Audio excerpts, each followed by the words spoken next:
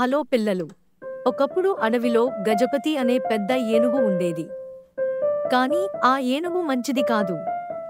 ప్రతిరోజు అది ఇతర జంతువుల వద్దకు వెళ్లి వారి ఆహారాన్ని దొంగతనంగా తినేసేది. కుందేలు చిన్నుకు తెచ్చిన క్యారెట్ తిన్నాడు.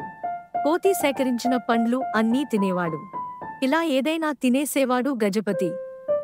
అంతకు మించి జంతువులు ఏమీ అయినా అంటే గర్జించి భయపెట్టేవాడు కూడా. అప్పుడే జంతువులందరూ కలిసి ఒక ఆలోచన చేశారు. వాళ్ళు గజపతిని చాకచక్యంగా ఒకేసారి అందరూ కలిసి పట్టుకున్నారు. అతనికి ఒక శిక్ష నిర్ణయించారు. ఆ శిక్ష ఏంటి అంటే వారం రోజులు అడవిని శుభ్రం చేయాలి. అందరికీ సేవ చేయాలి, ఆహారం తెచ్చిపెట్టాలి.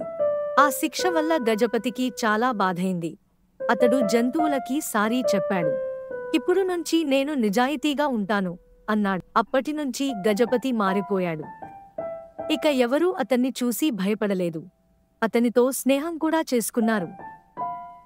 చూడండి పిల్లలు, ఈ కథ మనకు ఏం చెప్తోంది అంటే దొంగతనం చేయకూడదు, నిజాయితీగా ఉండాలి. మీకు ఈ వీడియో నచ్చిందా? అయితే వీడియోని లైక్ చేయండి. Like and subscribe for more fun.